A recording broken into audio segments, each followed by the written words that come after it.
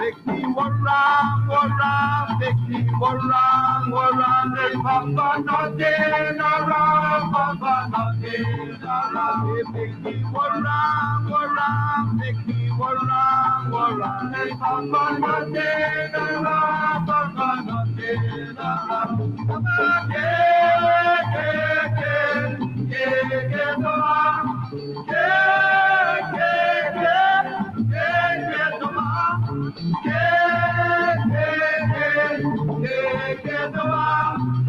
Masayo kila kulima, ikni waram, ikni waram, wakwana denara,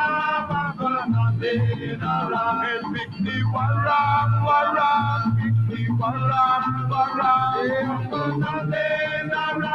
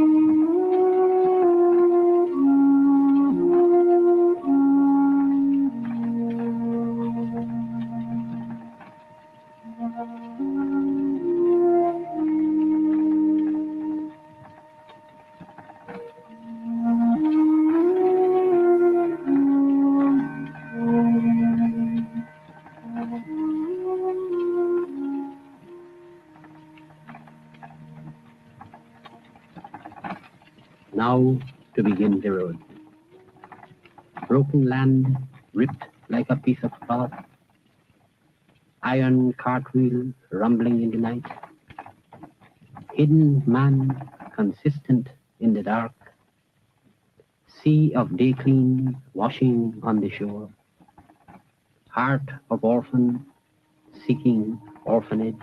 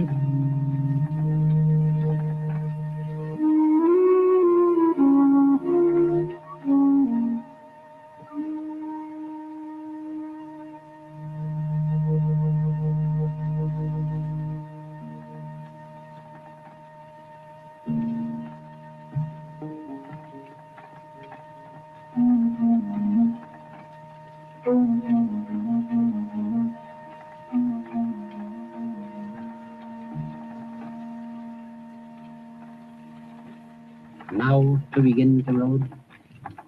The bleeding music of a pellant man starts like a song but fades into a groan. The cupric star will burn as blue as death. His hopes are whitened, starched with grief and pain. Yet questing man, his heavy laden cart, whose iron wheels will rumble in the night, whose iron wheel will spark against the stone or granite burden of the universe.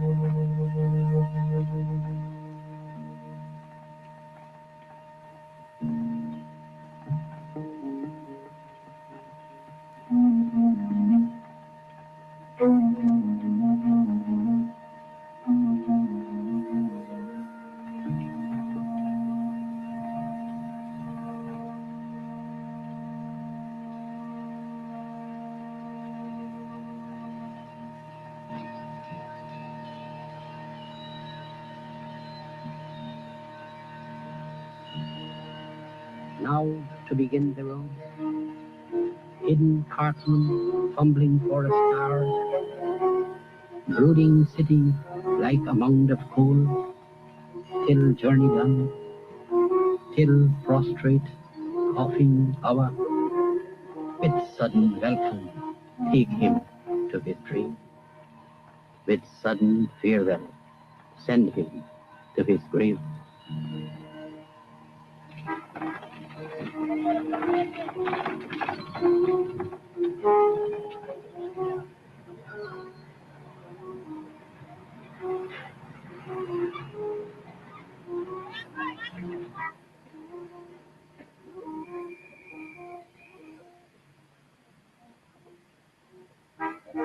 The cartman of Decline is something that the whole rural population is very familiar with.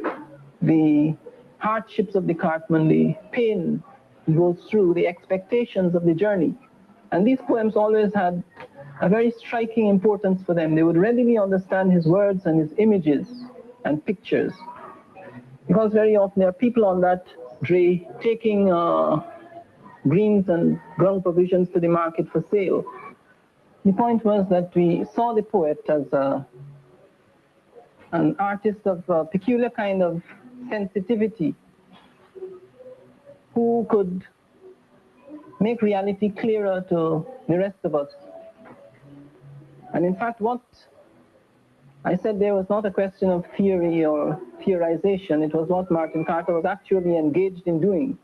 And this is what is meant by those lines in the poem, in the foreword, dealing with the poet being like someone with a watering can, nurturing plants. Taking the people's experiences, refining them, giving them back to the people, to strengthen the people, a kind of ideological nourishment, so to speak. Good evening to you, coming in tonight with the voices there of two of our founding fathers, Martin Carter, better known as a poet, and of course my mentor, E.U.C. Guyana, then Sidney King. The Cartman of Decline. Those of us who are old enough will remember the cartman leaving the villages and driving that dray cart, donkey cart, horse cart down to Georgetown, taking goods, taking people. The cartman of Decline. The cartman, of course, was synonymous with Decline. And Martin Carter, of course, capturing the cartman of Decline. A wonderful poem. Good evening to you and welcome to Politics 101. I usually say share the link. Sherrod says share the live. Whatever it is, you all share it. Share it because tonight we continue our series. Big show tonight, of course. Roysdale Forde is on tonight, one of the contenders for the leader of the People's National Congress. We have a doubleheader this weekend, the Congress of the PNC and the Congress of the AFC. Last night, we had Sherrod Duncan on with his team, and tonight, Roysdale Forde is on. So please, share the live, share the link, let everyone know that we are ready to roll. We continue this week. Tomorrow night, we expect Amanza Walton Desir to be here. And of course, on Thursday night, I think we are going to have a double head on Thursday night in Aubrey Norton and Nigel Hughes. We may have a double head on that night because Friday, of course, is the start of Congress, and you all will be tuned in to that. Again, welcome all of you. Yes, some of you are saying you remember Guyana as when you all were little boys and little girls. And yes, it's still alive, 99 years old. And we're praying God that he goes to 100 and continues to live. The last of the founding fathers, Burnham, Jagan, founding mothers too. They were mothers also. Burnham, Jagan, Ashton Chase, Sidney King, J.P. Latchman Singh, Jaina Ryan Singh, Janet Jagan, Jane Phillips Gay, Winifred Gaskin, Jocelyn Hubbard, Clinton Wong. I am sure I'm leaving out some of those men and women who were there in 1953 when it all started. Universal adult suffrage, our first election, and a big win for the PPP, not this PPP, but the nationalist PPP. Big win, and of course, the British invaded Guyana, overthrew that government in their own colony because they feared that communism was going to come to Guyana. And the communism that they were talking about was giving trade unions the right to organize, workers the right to form trade unions, lifting the ban on literature coming from so-called socialist countries, lifting the ban on literature coming from Black America, taking away control of the schools from the churches and making them secular. For those actions, the British invaded Guyana and overthrew the government after 133 days. Good evening to all of you. Good evening, Jamal, Aziz. It was nice seeing you up there in West Berbice. I was in Hope Town on Saturday, under sad circumstances because I went to a funeral. But as you all know, a funeral is a place for very good political interaction. And I want to say thanks to all the Hope Towners, all of you who managed to come up and have a word with me. And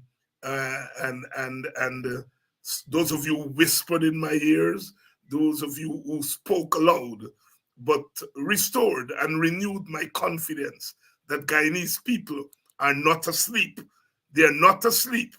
They are not asleep. I know that, and that was confirmed when I went to Hope Town. And I know I don't get up to that part of the country very often, and I took the little abusing that I get because when I go to West Berbice, I stop at Belladrum, and I don't come up that side. And I'm hoping to correct that. So if you're from Hope Town and you are in the audience, big up, big up, big up. I love you all. Love you all. Love you all very much. Very much. Good evening to the pastor if she's listening. Quite a stirring sermon. I'm a sermon man. When I go to church, whether it's funeral, church, wedding, wherever, I like to listen to sermons. Good evening to all of you. We're going to have a big sermon tonight. We're going to have a big sermon because Roysdale Forde is here and he is vying for the leadership of the PNC. And you all know it's not an easy race. It's not an easy race. I think we're ready. We're ready to roll. Let me bring in Roysdale. Roysdale, my brother, good evening. Good night, Dr. Hinds. Thank you for having me on the show. Good night to the audience. I know your father was a policeman, right? Yes, he was. So indeed. you all, as police family, you all move around a little, eh? No, we lived largely in Ivleary, just the Kingston area. We lived in Georgetown. In Georgetown. So you're a town boy. Yes, I am.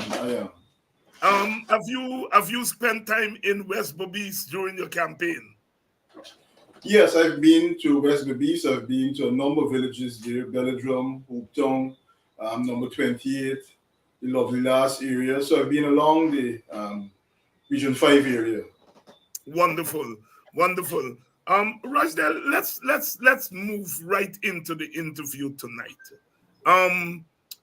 It's not often my study of political parties in the English-speaking Caribbean, the big established political parties, it's not often that an incumbent leader is being challenged. That you go right back to the formation of political parties in the 1940s, coming right through. Your own party, the People's National Congress, how many leaders? Five? Burnham? Five now? Five. Huh? 5 leaders, Dr. Hines. 5 leaders. And the PNC was born in 1957. So it's almost 67 years, 5 leaders. It's not often that people challenge the incumbent. And often when an incumbent is challenged, it means that it must be something fundamental, I am arguing, that would lead to an incumbent being challenged. What is it?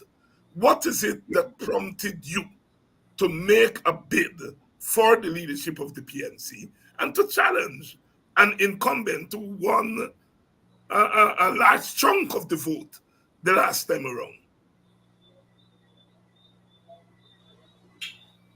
Roysdale? Yes, Dr. Hines.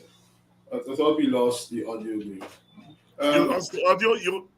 So I'm hearing you now. I'm hearing you again, Dr. Hines. Yeah.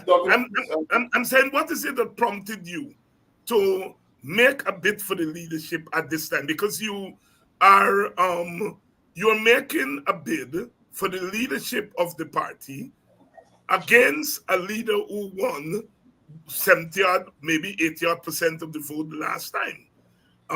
There must be something fundamental that has prompted you. Talk to us. Yes, Dr. Hines. There is something fundamental. As you would recall, on the 28th of March, when I indicated my intention to contest for the leadership of the party, I pointed out that what was underpinning it was not any personal animosity in relation to Aubrey Norton, Dr. Hines, but it was in relation to the fact that I felt that the party was at a serious juncture in its history. The country was at a serious juncture in its history. I felt that Mr. Norton and I had different ideas about where the direction of the party should go and how it should progress. We would have seen differences which would have emerged between us over the last month or two in terms of the way in which the opposition is led. I believe that we need to be a bit more aggressive, we need to be a bit more dynamic. I believe that we need to interface with our community, organize them. I believe that we need to establish a stronger social movement to confront the issues in our society. Whether we adore Mr. Norton or not, we could objectively say that in relation to those matters that I would have mentioned, that we would have in many instances, and this is the opinion of a wide cross-section of the country and our support base, they feel that we would have underperformed, the opposition would have underperformed, we would not have tackled the government and tackled the issues which were at the center of the people's consciousness and concern. So I believe that I have offered the party a new pathway, a way in which we focus on building the party, being more interactive with the coalition members, a possibility of starting an economic program and an agenda for the empowerment of our supporters, the need to establish a new dynamic in the society. And Roysdale, you in the very beginning, you mentioned two things. That it's a pivotal moment in the history of the party and pivotal moment in the history of our country. And I want you to elaborate on what is it that makes this moment in the party pivotal? And I suppose by extension, what makes this moment in our country's history pivotal to the point that you feel that it needs a different kind of leadership trajectory? Dr. Hines, the party, by any stretch of the imagination, is an essential part of the consciousness of the Guyanese country, Guyanese nation. The party is almost 68 years of age. The party from the period of 1992 to now would have spent a considerable period of time, most of the time, say 5 years, in opposition. Our party is committed, as one of its founding principles, the commitment to social justice, the commitment to equality in our society. By virtue of the fact that we would have been in opposition for most of those periods, those years, we would have failed essentially to discharge the mandate and the vision of the creators of the People's National Congress reform. We are currently in opposition at the time when this country is experiencing its largest economic growth in its history. The resources that are available to this country now has never been in existence before. We have a budget recently passed this year of $1.146 trillion, almost 60%, almost $670 billion are really allocated for mortar, bricks, hospitals, construction, that sort of work. In a country where it is still the fastest growing economy in the world, about 50% of our people live in abject poverty. When we look at the educational system, it does not produce the children and convey and confer on them the quality of education that they need, not only to make them viable members of society, but for the circumstances of the economy and where we're going as a country. When you look at the common entrance of the SSE results, we see almost 16 to 17,000 children annually writing this exam. Dr. Hinds, apart from the 1% who would appear in the newspapers, and we're happy for them, who will go to Queen's College and Bishops, St. Rose's and the other top schools, almost 50% of our children fail basic literacy. We have recently, a report came out last weekend from UNICEF, which indicated a total of 60% of our children are suffering some form of malnutrition, some form of hunger deficiency.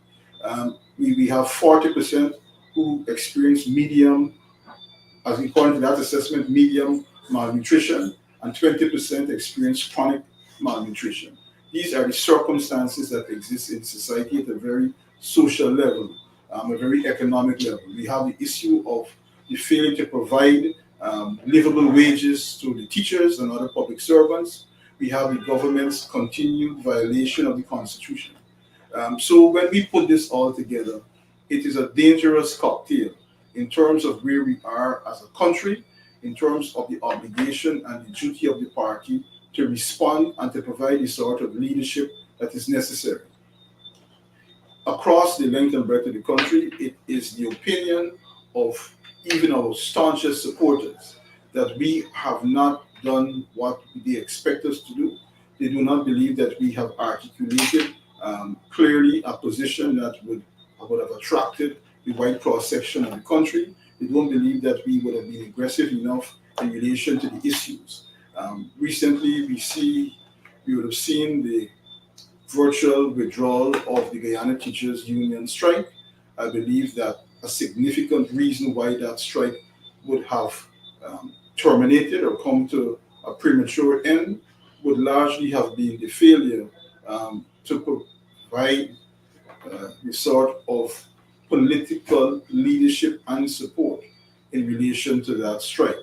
I am very much committed to that issue. As you know, I appeared in that case, and as part of the argument, myself and Darren, we were able to move the law in a serious way, in a serious advancement, in articulating a position which would have seen, for the first time in the Commonwealth Caribbean, and certainly in Guyana by consequence, a situation where the court declared that you have a constitutional right to strike. You would have seen the court declare that when you go on strike in circumstances where the employer, the state, would have propagated or created circumstances for that strike, you're entitled to payment. I don't believe that the political opposition as a whole took that as a sufficient weapon in its arsenal, in its armory for the advancement of workers' rights in this country. I don't believe that there's any vast difference between the political movement, the political struggle that must take place, and the advancement of labor and labor issues. I believe that they are completely connected, they're inseparable, and we would have done a disservice by trying to separate them, by trying to articulate a proposition that protests is an action whose time as a weapon, as a mechanism, is no longer suitable for the country in which we live. I believe, having regard to the gross violations, the gross inequalities that permeate the society, protest is an essential weapon. So that is one of the fundamental differences which would have emerged over the past couple of weeks in relation to the direction that the party would have gone or should have gone. We have the issue of the coalition. I'm very much committed to coalition politics, not simply saying so and making it a thought. I believe that we need to deepen and expand coalition politics. We need to grow it. We need to ensure that the labor movement forms part of the coalition. We make it part of a serious consensual sort of movement, a social justice movement.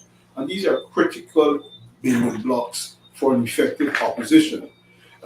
We would have seen the virtual exclusion, I would say, of APNU's chairmanship away from the PNC. The contention being advanced is that there would have been no meetings for 2 years. I believe that that is unacceptable if it is true. We need to ensure that the coalition is strong, the coalition is dynamic, and continually renewed in terms of where we go as a political party. Dr. Hinds'Sight pointed out that Mr. Norton would have been elected with a considerable majority of the votes. I recognize that. But I believe in terms of where we go and in terms of how the party functions, we need to have that sort of dynamism and that sort of support that he was elected with in the party translated into the sort of leadership that is consistent with that sort of support.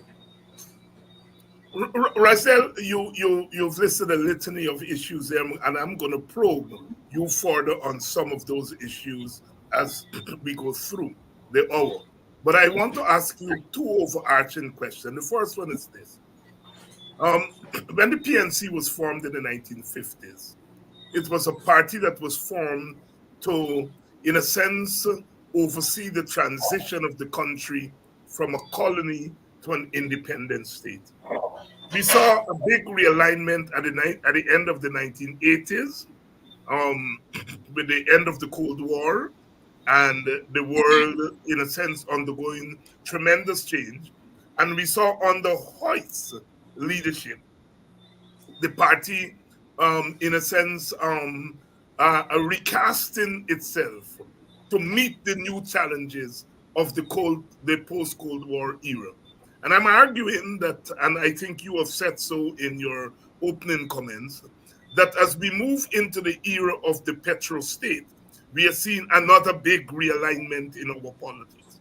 And the theory is that if there is an alignment in the world and an alignment in the country, then the parties and the trade unions and other public organizations in the country have to adapt to that realignment, that change. And so I'm asking you, from your perspective, what kind of party is needed for this new era? I mean, Burnham obviously was clear about what kind of party was needed for the transition for what I call from plantation to nation, right? The PPP and the PNC were about nationhood. And Hoyt, as he faced the challenge of the end of the Cold War, realized that the party had to pivot. And he brought into being a new kind of ideological direction that deviated somewhat from Burnham's nationalist socialist ideology. I'm asking you, as we move into the era of the petrol state, what kind of party you envisage that is needed for this new era? Dr. Hayes, I believe we need a political party that is rooted in the consciousness of the Guyanese society as to where we are now. I believe that we need a political party that is rooted in that consciousness, that manifests itself in articulating a program and an agenda relative to the challenges that we face. In our society, and this may be my personal ideological position. I believe that where we are now, in the face of the immense and pervasive social inequalities in our society, we need a party that stands for social justice. We need a party that stands for Guyanese. We need a party that stands and articulates principles in relation to a nationalist agenda. I believe that we need to focus on growing Guyana in a fair and equitable way. We need to have a party that recognizes the role of business and the role of business as a responsible partner in our society. We need to understand that we need to be the party that argues for the equality of race, equality of gender. I see the People's National Congress reform as a political party that will function relative to the current time that we live in, the current challenges that we face. It doesn't require us, because I believe that we have come full circle in a strange sort of way, almost to the very point to where our independence leaders stood. However, regard to the now that we are now open, quote unquote, open society. We're a society in which we have the serious influx of investment from abroad. Many persons would argue that there's a sort of recapitalization from the West in our society. We need to ensure that those companies that come into our country are responsible partners, that they operate ultimately whilst they're here to make a profit, that ultimately there is a situation in which they are functioning within the context of the laws and not to the disadvantage of the Guyanese people. So without necessarily putting an ideological appellation to the political party that I'm a member of now, I prefer to say that it must be a party grounded in the current realities of the Guyanese society, without being too dogmatic. It's calling itself a working class party, or presenting itself as a party that is only catering for the business class. I believe that there's sufficient resources, sufficient things that are going wrong in our society, that the party must be ultimately representative of all the different interests in our society. So I favor the party representing itself as the head of a movement, of a national sort of consensus, a national compact and partnership that mediates the differences, the conflicts inherent in all of us living in a society where there's so much wealth and there's still at the same time so much want and need and inequality in our society. In case you're just joining us, we're chatting this evening with Roysdale Forde, contender for the top spot in the People's National Congress. Roysdale, in politics, the party is important, the membership and the society are important, but the person who's vying for the leadership is also important. And often the most successful leaders are those who are able to absorb the energies of their time. One could argue that the Burnhams and the Jagans and the Sydney Kings and so on were able to absorb the yearning of our people for independence. And hence, and we can go further afield to the Eric Williams and Barrows and Manleys, etc. And to say that they were able to absorb the energies of their people. And you have outlined the present, the movement towards a petrol state, the increase in inequality, especially racial inequality, the bringing of our country back into the sphere of global politics, geopolitics. We have the border. We have to deal with big companies whose budgets are bigger than our own country's budgets and so on.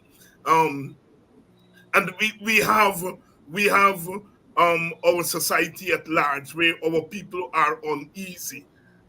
Some of them are more more vocal because they are in the opposition, but I'm reliably informed that even among the supporters of the ruling party, people are uncertain.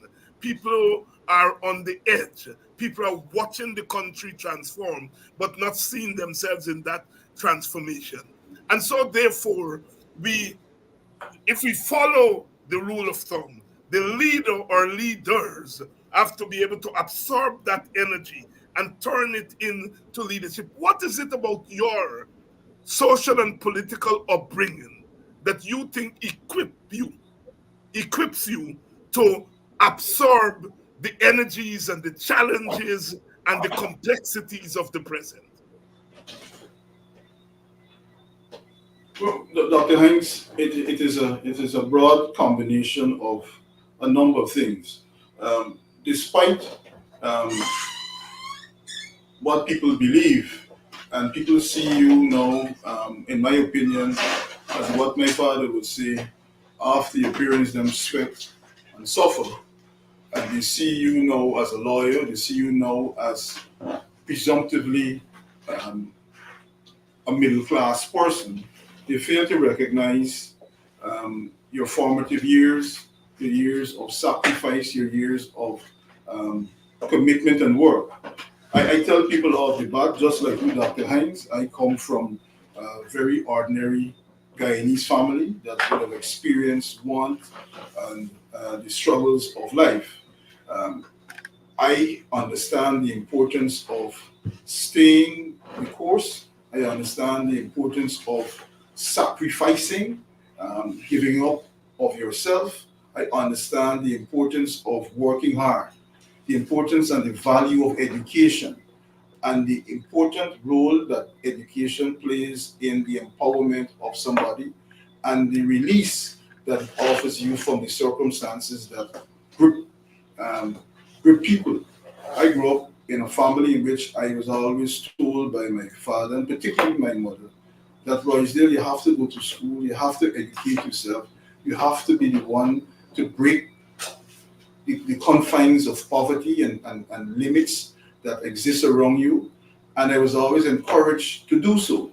The fact that I have become a lawyer today and a senior counselor today, I have not come from any sort of wealth or any sort of spoon circumstances. I come from, as I indicated, an ordinary family.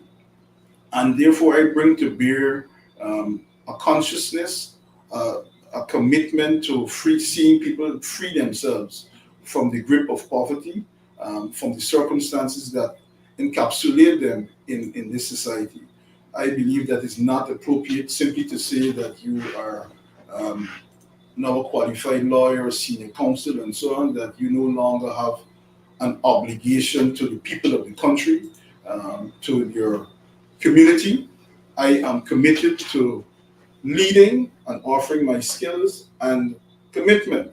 That is why, Dr. Hines, you would have seen over the last 4 years since I became a member of parliament, you would have had numerous interviews. But those interviews would always been centered around me undertaking some challenge, particularly through the courts, towards the advancement of our rights as citizens of this country, to expand them and to empower the people. And I believe that that is a significant role that I would have contributed to the life of the country, particularly over the last few years. Roysdale Forde here tonight talking about his social origins as the son of a poor family coming through and using education as a form of social mobility and seeing that as an asset that is important to deal with the challenges of this time and connecting with our people in this era. He's stressing that that social upbringing, that social origin, the education as a means of social mobilization will serve him in good stead as a leader. Roysdale, I am going to go now way out left field. And I'm going to ask you a straight question because it's bothering me. It's bothering Guyanese people. I walk the streets, I hear them, and it's bothering people here on this life tonight. the negative campaigning. And let me come back a little, because Dr. Henry Jeffrey this week in his column, I don't know if you would have read it, tried to make a distinction between negative campaigning and dirty campaigning.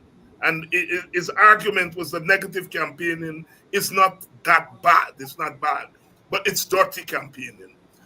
Would you agree that that would you agree that the campaign for your party leadership has gone dirty?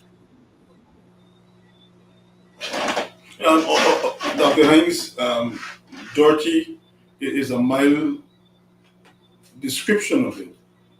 It is inappropriate and unacceptable. We would have seen what has been happening over the past number of weeks.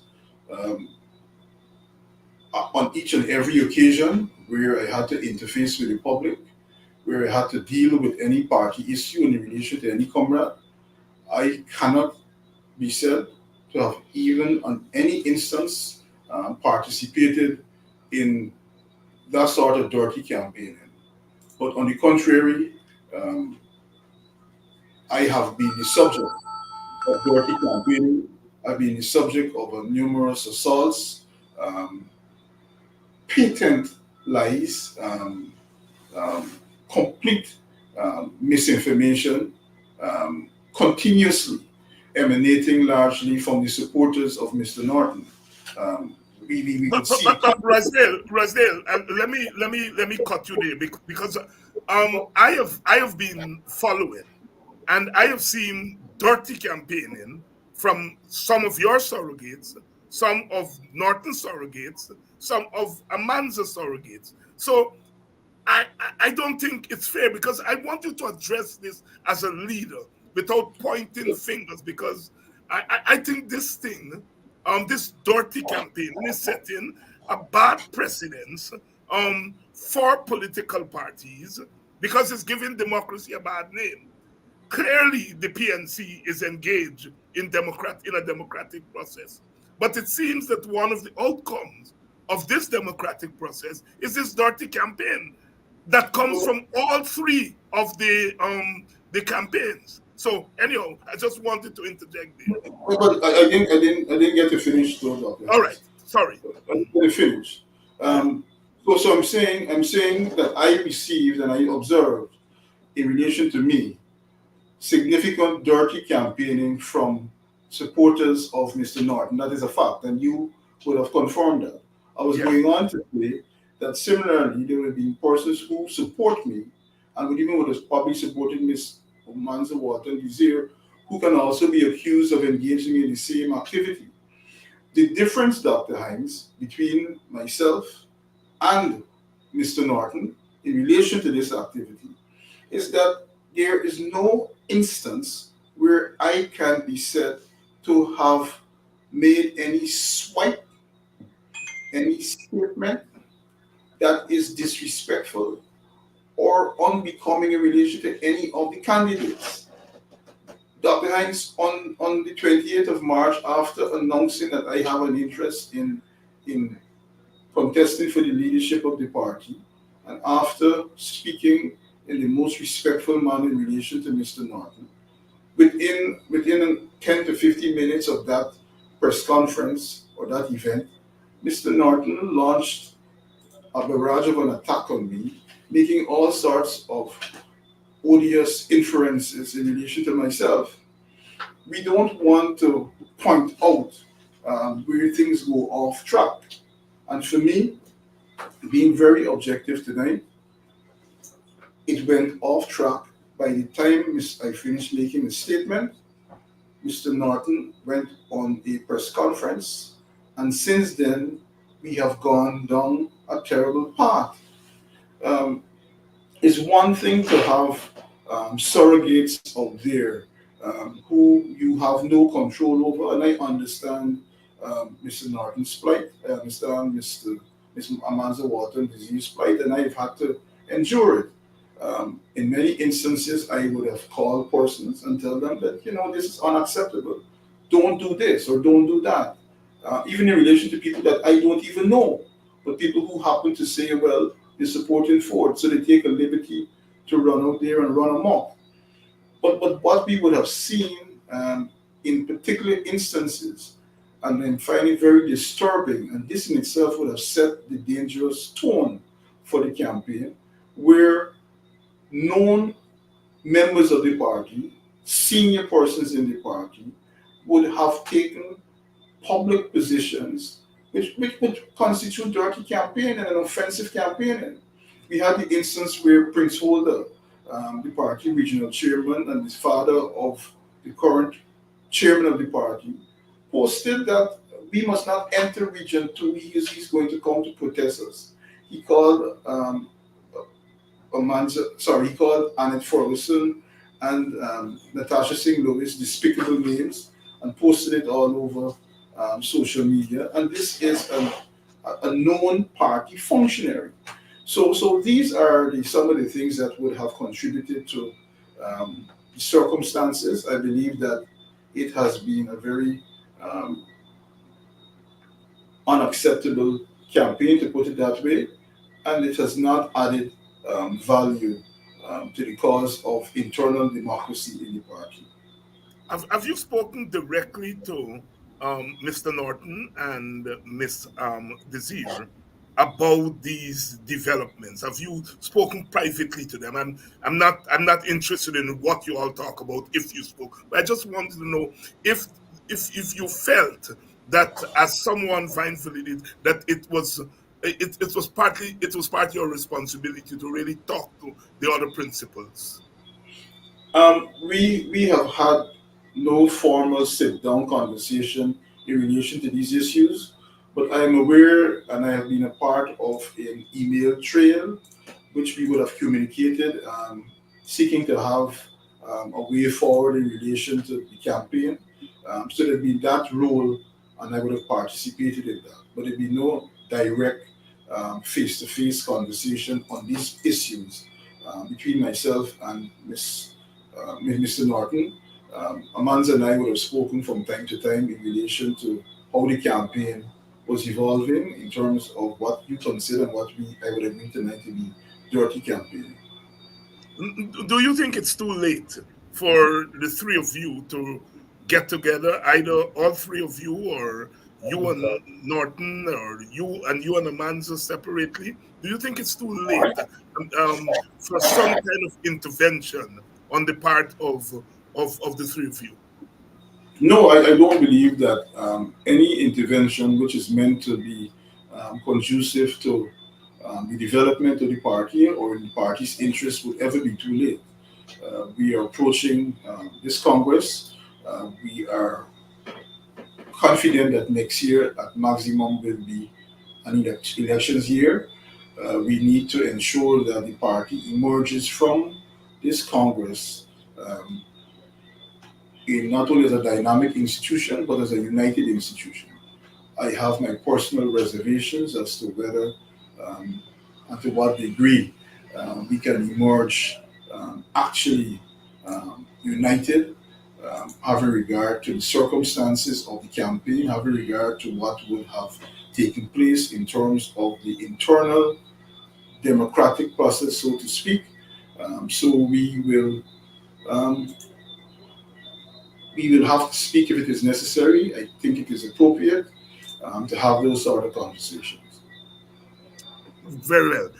Roysdale, let's get back to some issues. I notice you're joined by Obratunarain, the former mayor of Georgetown, and who is a senior member of your team.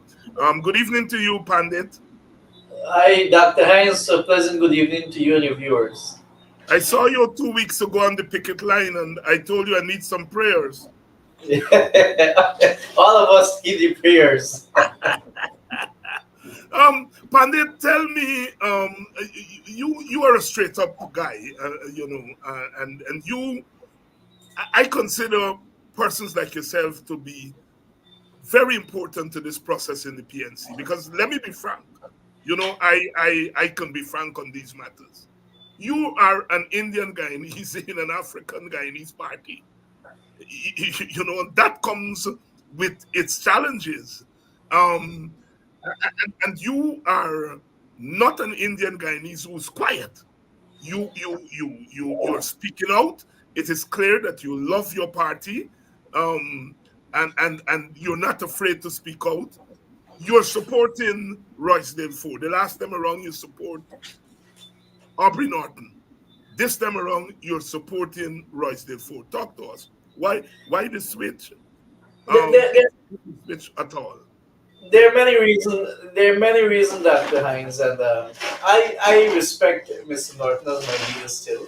But you know, the Constitution of the People's National Congress give us that door to support a leader. And the reason why I decided to support Comrade Aubrey Norton back then, 2021, because I have seen the fire in his stomach and his belly that he could have bring the PPP down to the knees. And you know what I said?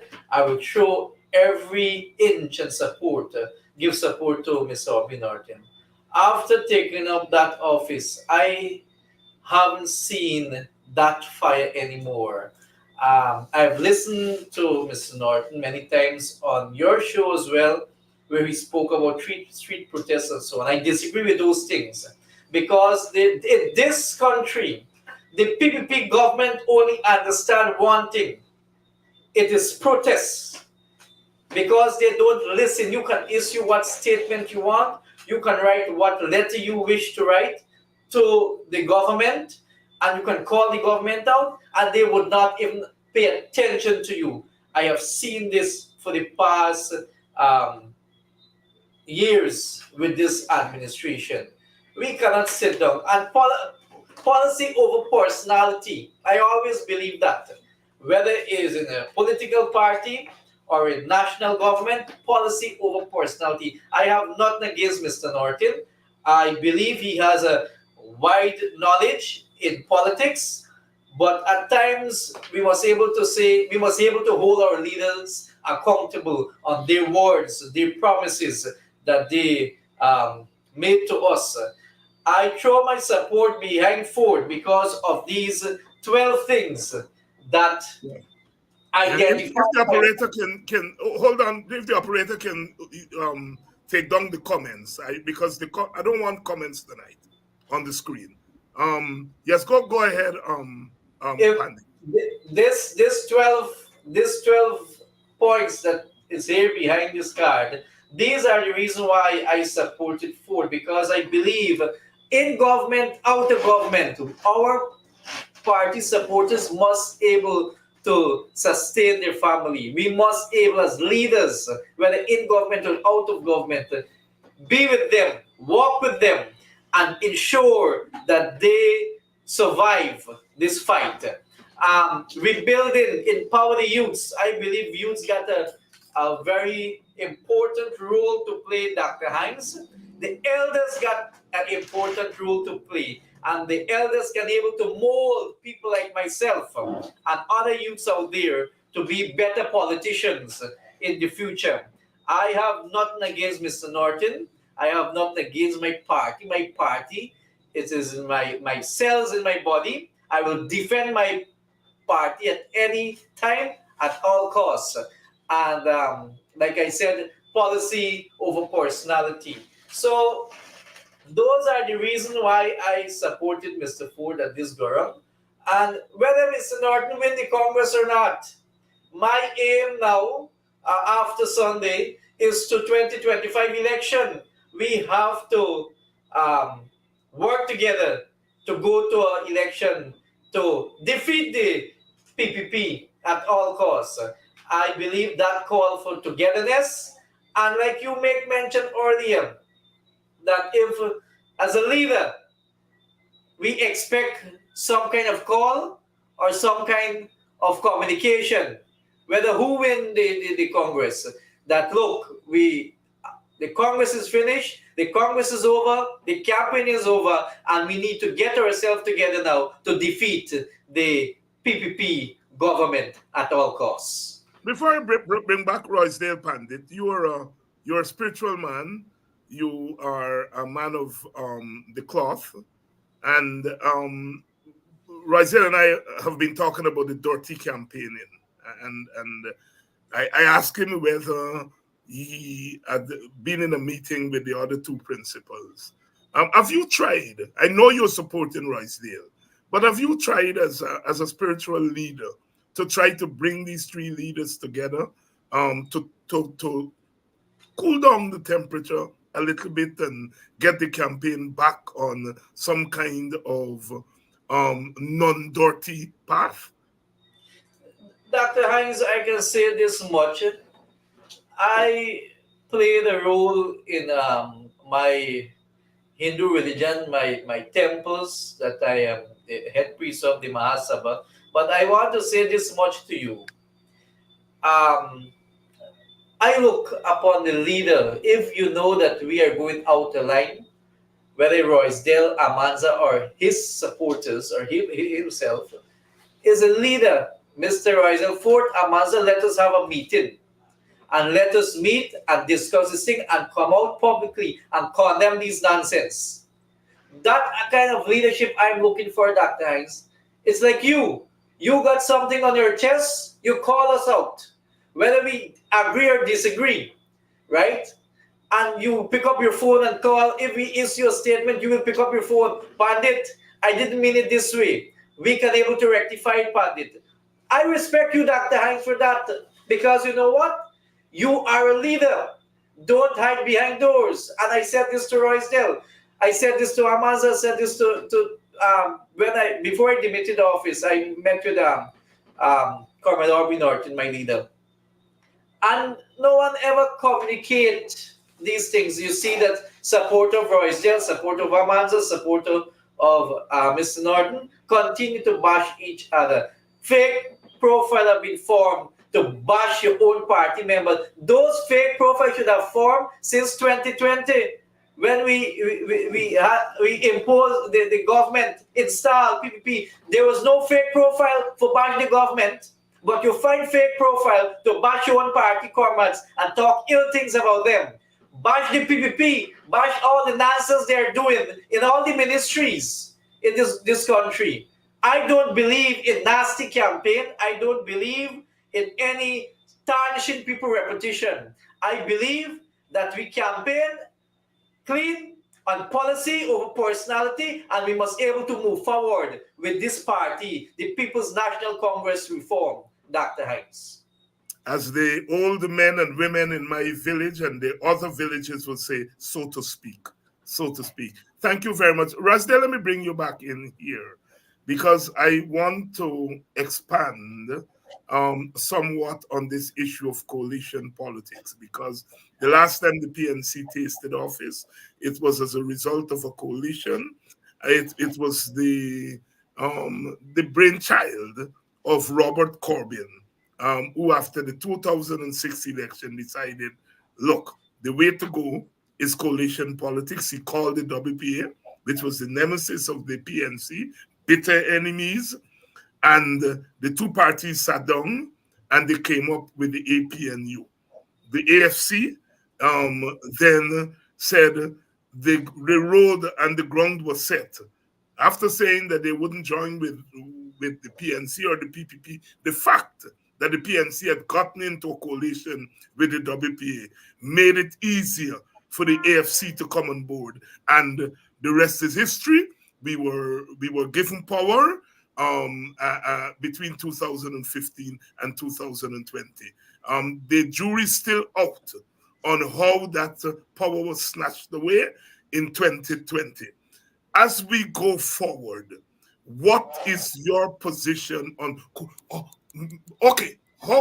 what are you going to do different this time around to ensure that the coalition is the way to go, first of all, if you agree, and to avoid the kind of fracturing, because we saw immediately after the election, the WPA walked away from the APNU, then the AFC walked away from the non-parliamentary coalition.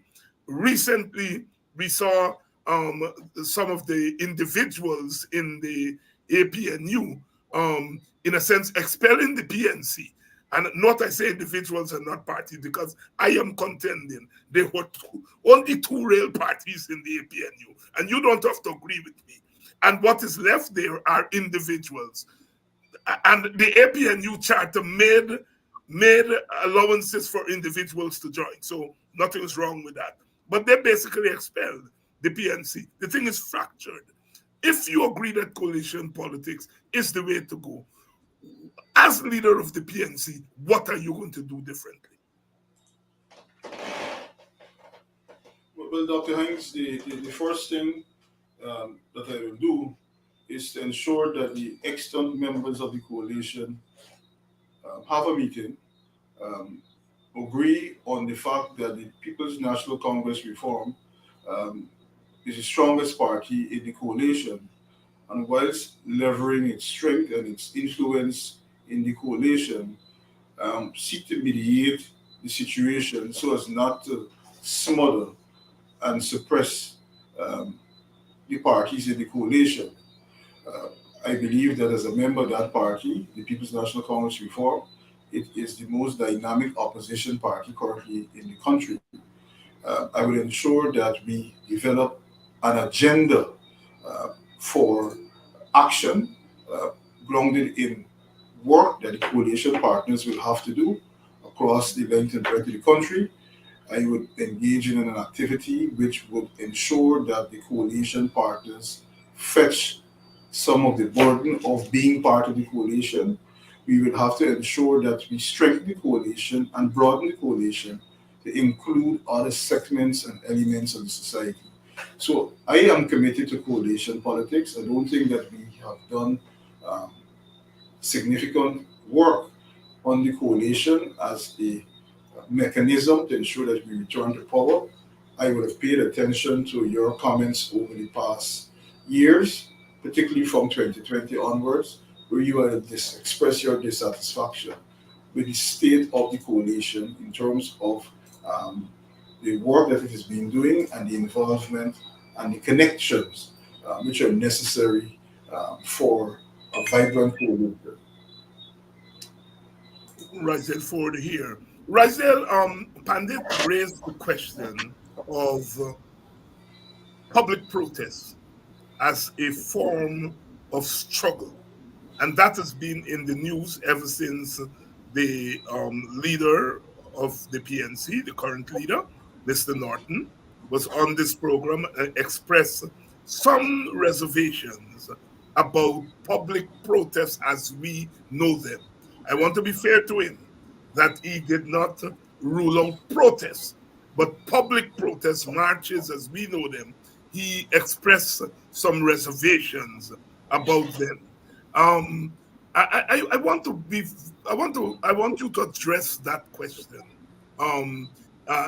in terms of public protest, because it really resonated with the base, with people. Some of them are PNC, some of them are not PNC, but they seem to think that the PNC has not gotten it right when it comes to public protests since 2020.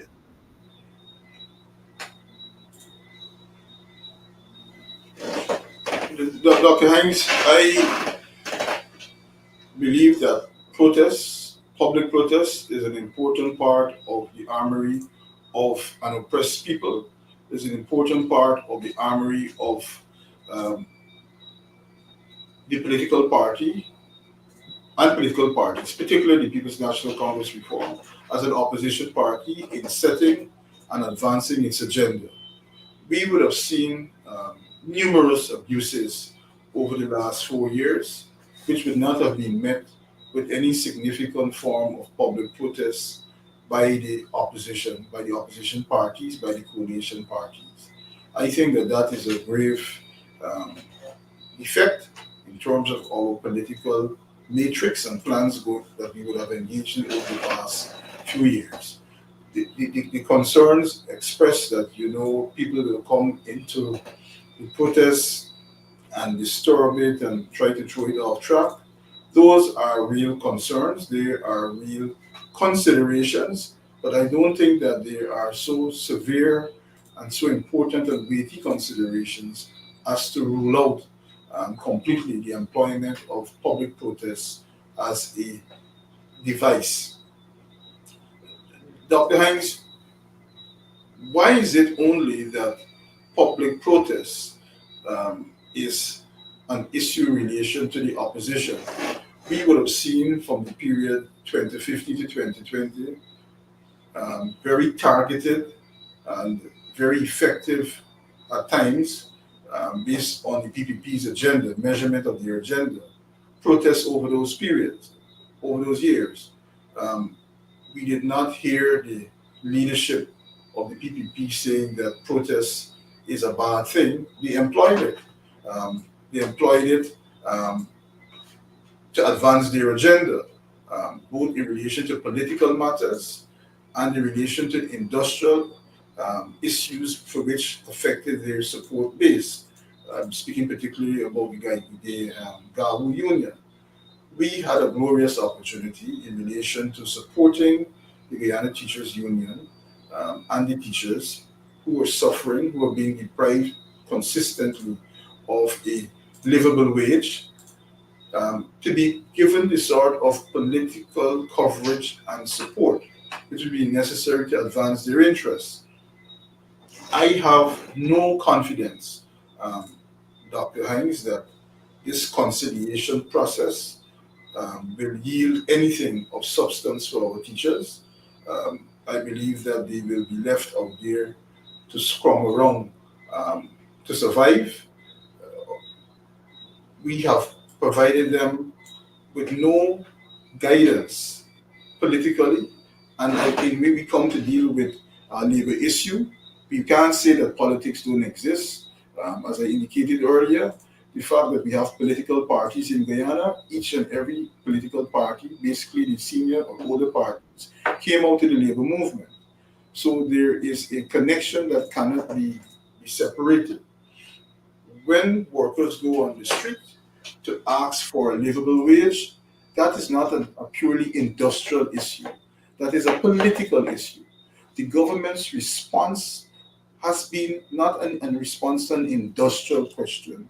It is a response to a political question. The government's position to provide resources to one group of people, to deny them another group of people resources, is a political question. And the opposition would have gotten it wrong to say that it is not a political question, that this is an industrial question. The teachers must be left out there on their own. I think that it is an unfortunate development which would have occurred.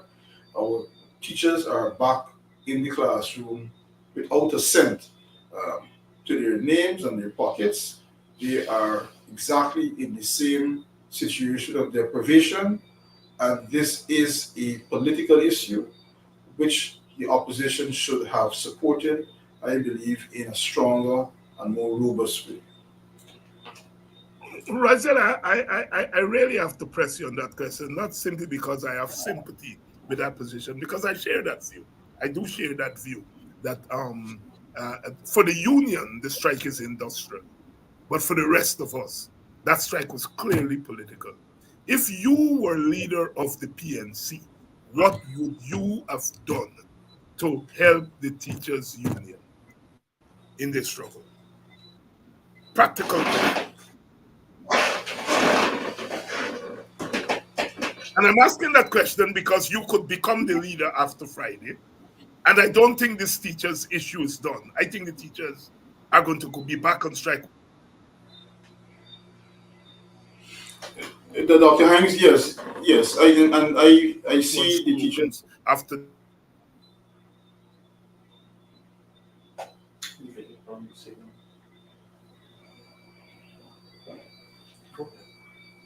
Dr. Hines? Some static here. Yes, Dr. Hines. Yes, I was saying, you heard my question? Yes, you were asking what I would have done to support the teachers. The teachers strike. Or what would you do if you become leader after the elections and this weekend, and the teachers were to go on strike when they come back to work in September? What would you do as leader of the PNC to better help them this time around? Dr. Hines, apart from the legal work which we would have done to advance the interests of the trade union movement, I would have ensured that I sought the presence and the interactions with the government to outline to them first, as a step one, the importance and the need to have livable wages paid to the teachers and to public servants. Secondly, I think it would have been appropriate to engage and sensitize in a number of public meetings across the country the correlation between the government's conduct and the deprivation that the teachers and public servants would have been experiencing in terms of the impact it would have been having on the educational system, in the impact it would have been having on the country at large. I would have approached the private sector and brought to their attention the impact that this strike is having on the teachers and on the country at large. I would have sought the international involvement of international trade unions to support the issue in relation to the teachers. I would have sought generally to internationalize it. I would have called on the political parties and the coalitions, party members and parties itself to support the strike by actively going on the picket line and being supportive of the strike that would have been engaging the country's attention and gripping the country. I would have encouraged and supported sister and allied unions who would have been suffering. Similarly, the Guyana Public Service Union to join the strike and to be partners in the cause for a livable wage. I would have sought to expand it and make it clearly and more discernibly a political issue in terms of the government's allocation of resources in a consistent and daily way. Thank you very much, Roysdale, and I am very thankful for your answer.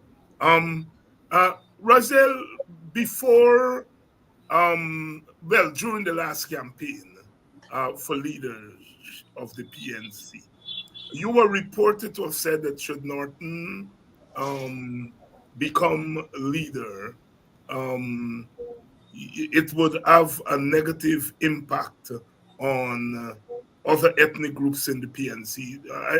I want to be clear that I don't misquote you. That your reporter said Norton would have, in a sense, turned the party into a quote-unquote black party. I may be wrong. You can correct me. But I've seen over the last 2 years that you have been very forthright, perhaps even more forthright than Norton himself, on the issue of racial discrimination against African Guyanese, which has become real in the last 2 years. And I would argue that you have gone further than Norton on that issue in terms of a clear position of where you stand on discrimination against African Guyanese. Have you evolved in the last 2 years? And if so, why? Dr. Hines, I am grateful for the compliment that I would have gone further than the leader of the party in terms of standing up and articulating and speaking about racial discrimination against African Guyanese. But the premise of the question is false and inaccurate. I never stated that if Mr. Norton become the leader of the People's National Congress, that he will become a black or African Guyanese party. What I said, and it is reported, you could just click on it on. No, I stand corrected. I did say that I wasn't sure, but I'm glad you addressed it. What I spoke about in 2021, that would have been, is the fact that the party, the People's National Congress reform, must not present itself as a party for one ethnic group. Mm-hmm. That it must not present itself as a party for one ethnic group. And I do not share the view that the articulation and advancement of the interest and the political interest of African Guyanese means that we are only on one track and cannot do so for other ethnic groups in our society. I see no conflict between articulating the views and the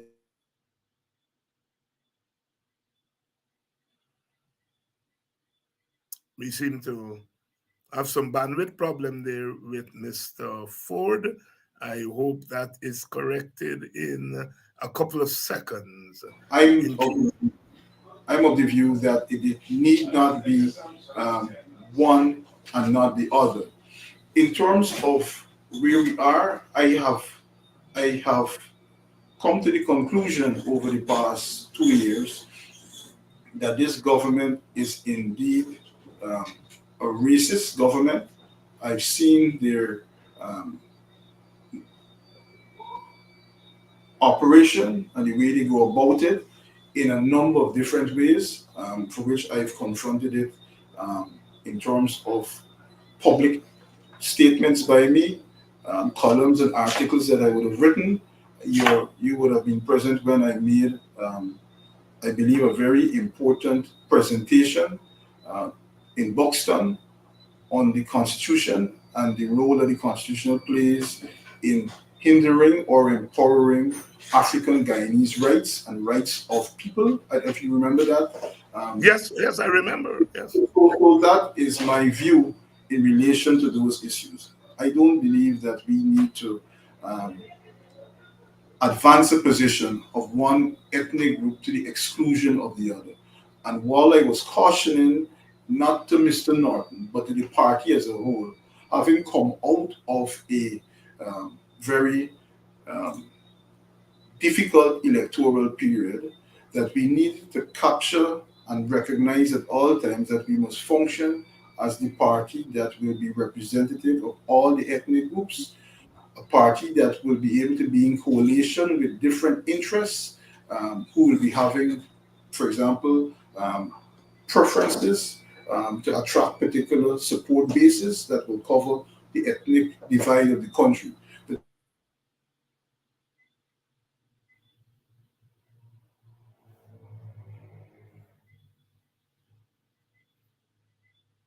To the expense of others. Because ultimately, we want to face an electorate and to win all the votes possible. Mr. Rice, there for some rapid questions here. The PNC under Norton's leadership has been hesitant about the oil contract with some sections of our society, or well, not our society, but some sections of the elites are pushing that the contract should be renegotiated, etc., etc. Norton has been kind of circumspect on it. Will you, if you become leader, deviate from the Norton's approach, or will you take a different approach to the oil contract issue? I my view, Dr. Hines, is that in relation to the oil contract, we need to put the Guyanese people first. I will be a bit more forthright than Mr. Norton in terms of calling for a review of the contract. I will be a bit more forthright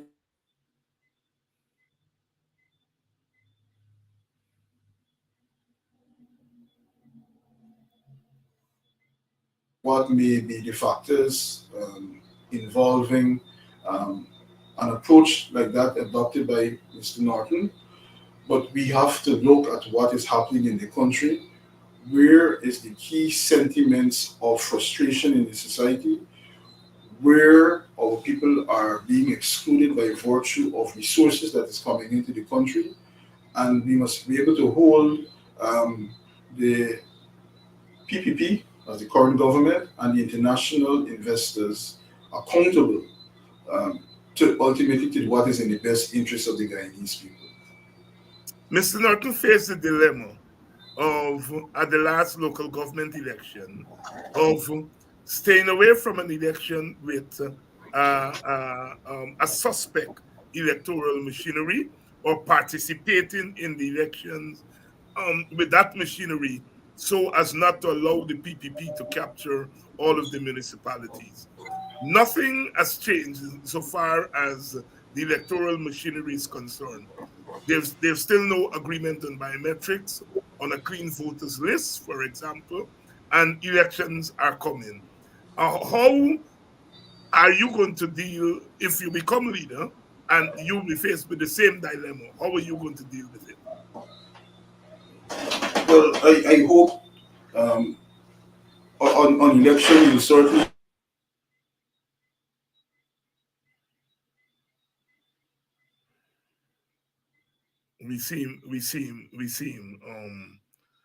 We seem to be having some. Yes, go ahead. I just want to back up a little bit, Dr. Haynes. In Yeah. relation to dealing with this issue, it requires the development of a social movement um, in relation to confronting it at a national and an international level. What have happened largely over the last couple of years is that we have not developed, and I heard you previously agree with me, but we have not developed the sort of compact movement, social movement that will be able to address and push for changes to the electoral system and biometrics in a sustained way. So those are critical things that will have to be undertaken from day one. Soon as Congress is over, whether Mr. Norton retains leadership, whether someone else is elected to that office, that must be a priority issue. So as we get closer to elections, we will be in a better position to say we would have put in the sort of political work, the sort of education work, the sort of international lobbying, and impressing the interests stakeholders in addressing these issues. As a leader of the PNC, are you going to be more forceful in calling and working for repealing the Cybercrime Act?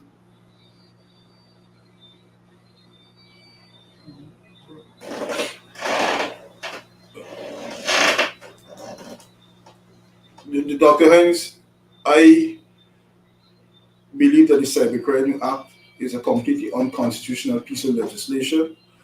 Um, Whether we move to repealing it,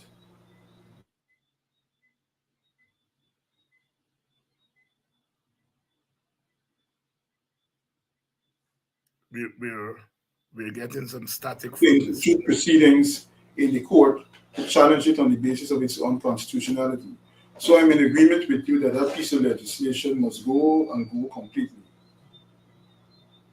If you were to win the leadership this weekend, are you prepared to include Ms. Desir and Mr. Norton in your leadership team? Certainly, Dr. Hines, is not only including Ms. Walton, Desir, and Mr. Norton in the leadership team, is ensuring that we capture all the persons in the party who would have had different interests, different positions, and a different skill set, whether or not they're supportive of us. We face a serious challenge at this time, a serious juncture in our history. We need to move beyond the internal pettiness, the internal differences, and really ensure that the party is led in a way that all persons and all members of the party feel involved and they have a room and a role to play within the great organization. If you do not succeed in becoming the leader, are you prepared to work with whoever is elected, whether it's Norton or Walton? Are you prepared to work with them at the level of leadership? I'm not talking here about advisor and all that story that happened after the last election. I'm talking here, are you prepared to work as part of the team with whoever wins the election?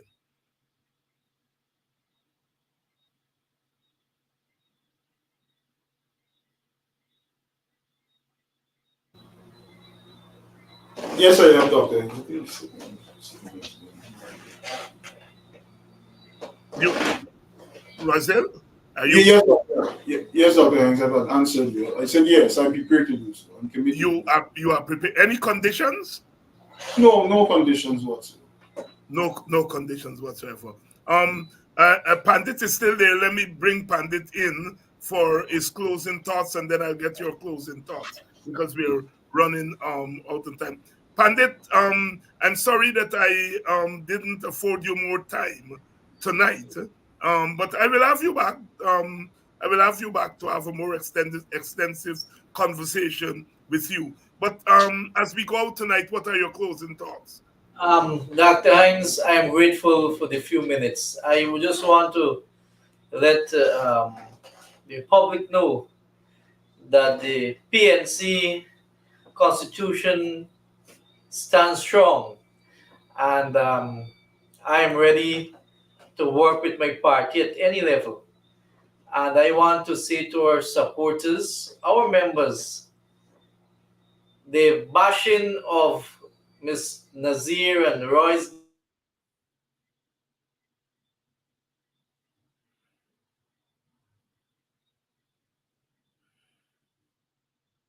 the to the PPP. Let us work together to defeat the PPP at the 2025 election.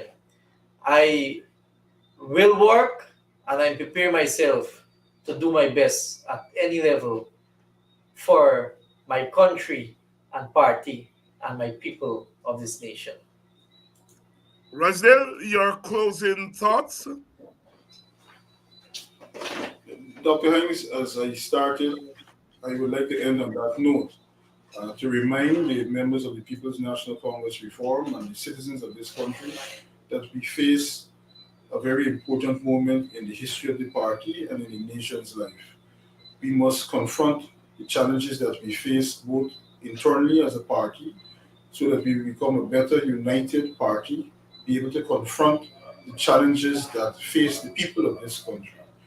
We must be able to move from the point where we are to ensure that we place the best interest of the people of the country above our egos and above our personal interests. As we approach this Congress, it is incumbent on each and every member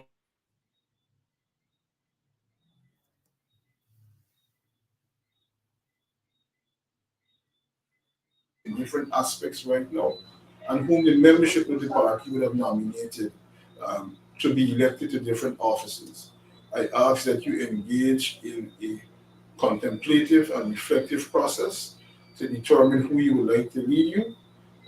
But at the end of the day, we remain comrades and we'll be able to move forward as a united organization, as a united party to confront the PPP and to win the elections in 2025. Thank you very much. Thank you very much, Roysdale. Thank you very much on a positive note on which to end. Thank you very much for coming on. Thank you, Pandit, for joining us, albeit only for a few minutes.